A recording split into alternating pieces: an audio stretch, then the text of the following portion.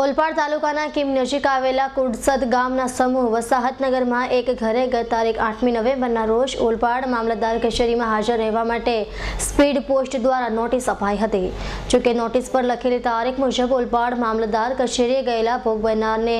મામલતદાર કચેરીમાંથી જણાવાયું હતું કે આ નોટિસ અમારે ત્યાંની એટલે કે ઓલપાડ મામલતદાર કચેરીની નથી અને એની ઉપર મારવામાં આવેલા સિક્કા પણ ખોટા છે, જેથી ગભરાઈ ગયેલા મહોલ્લાના લોકોએ S9 ન્યૂઝ ચેનલની મદદ માંગી અને બહાર આવ્યું બોગસ સ્ટેમ્પનું પ્રકરણ। ઓલપાડના કીમ નજીક આવેલા સમૂહ વસાહતનગરના એક ઘરમાં રહેતા વિનોદ ટેલરને ત્યાં ઓલપાડ મામલતદાર કચેરીમાંથી ગત તારીખ 8મી નવેમ્બર 2018 રોજ એક નોટિસ પાઠવાઈ હતી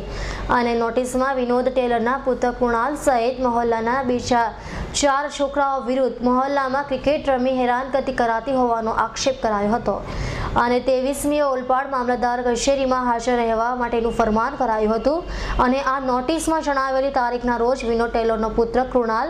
તેમજ અન્ય 4 છોકરાઓના વાલીઓ ઓલપાડ મામલતદાર કચેરી ગયા હતા। જોકે 23મી તારીખે મહિનાનો ચોથો શનિવાર હોય દરેક સરકારી કચેરીઓ બંધ રહેતી હોય છે, જેથી કચેરી હાજર કર્મચારીને નોટિસ બતાવી પૂછતા નોટિસ નકલી છે અને આની ઉપર મારવામાં આવેલ મામલતદારના સિક્કા પણ નકલી છે તેમ જાણવા મળ્યું હતું। અમારા છોકરાઓ ક્રિકેટ રમે છે તો કોઈ મામલતદાર પાસે ત્યાં અરજી કરી છે, ફરિયાદ કરી છે કે એમાં તમારા છોકરાઓ એ મોહલ્લામાં રમે છે, તો અમે 23 તારીખે એની એ આવેલી અરજી આવી હતી કે 23 તારીખે તમારે મામલતદાર કચેરી હાજર રહેવું। તો અમે 23 તારીખે હાજર રહ્યા તો ત્યાં જાણવા મળ્યું કે 23 તારીખે કોર્ટ બંધ હોય છે ને ત્યાં એવું કીધું છે એમના આશીષ તને કે ત્યારે એમ કે આ તો બોગસ છે, એમ કે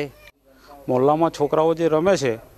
તેના માટે અરજી આવેલી હતી, તેમાં મારા છોકરાનું નામ ખબર નથી એવું કરીને અંદર લખેલું હતું ઉલ્લેખીને અને 23/11/2013ના દિવસે મામલતદાર કચેરીમાં હાજર રહેવું જામીન સાથે। તો અમેથી જે 5 વ્યક્તિઓના નામ હતા તેની સાથે ગયા તો ત્યાં એવું કર્મચારી દ્વારા જાણે કે આ બોગસ છે અને આ સિક્કો બી બોગસ છે એવું અમને કહીને કે આમાં કંઈ નથી, આ બોગસ કરેલું છે। તો જે વ્યક્તિનું નામ છે તે હાજર અહીંયા છે નહીં,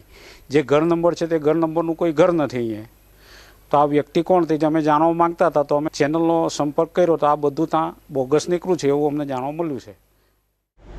આખા તાલુકાની જવાબદારી જેમના માથે હોય એવા સરકારના ક્લાસ 2 ઓફિસર એટલે મામલતદાર, જેમનું કામ તાલુકામાં કાયદો વ્યવસ્થા જાળવવાનું તેમજ મહેસૂલી સત્તાનું, આવા સરકારી કર્મચારીના બોગસ સિક્કા બનાવી મોકલવામાં આવેલી નોટિસની હકીકત મામલતદારને પૂછાતા તેમણે પણ જણાવ્યું હતું કે આ નોટિસ અમારા તરફથી મોકલાવેલ નથી તેમજ નોટિસ પર ઓલપાડ મામલતદારના જે સિક્કા મારવામાં આવ્યા છે તે બોગસ અને આ ઘટના ખૂબ જ ગંભીર છે, જેથી મામલતદારે તાત્કાલિક ઓલપાડ પોલીસ મથકમાં ઘટનાની તપાસ કરવા માટે ફરિયાદ કરી હતી અને બોગસ સિક્કા કોણે બનાવ્યા છે અને આ નોટિસ કોણે મોકલી છે તેની તપાસ માટે જણાવ્યું હતું। કુરસદના તારીખ 23/11ના રોજ સામાવાળા કૃણાલ, શંભુ, મહેન્દ્ર, મદન અને બાબુભાઈ કરીને સામાવાળા તરીકે આવેલા હતા। અમે આ લોકોને કોઈ એવી નોટિસ કે 23/11 હાજર રાખ્યા નથી, પણ મામલતદાર કચેરી ઓલપાડ વટી કોઈ સહી કરીને કોઈ ભલટા કે કોઈ ઈસમે આ કંઈક કરેલું કૃત્ય છે। આ અંગે અમે પોલીસ સ્ટેશનમાં પણ લેખિત રિપોર્ટ કરી દીધેલો છે, તપાસ માટે પોલીસમાં એ રિપોર્ટ કરેલો છે। ના, મામલતદાર કચેરીનું નથી, એવી કંઈ બોગસ લાગે છે સિક્કા, કારણ કે અમારા સિક્કામાં એની બોર્ડરો નથી આવતી।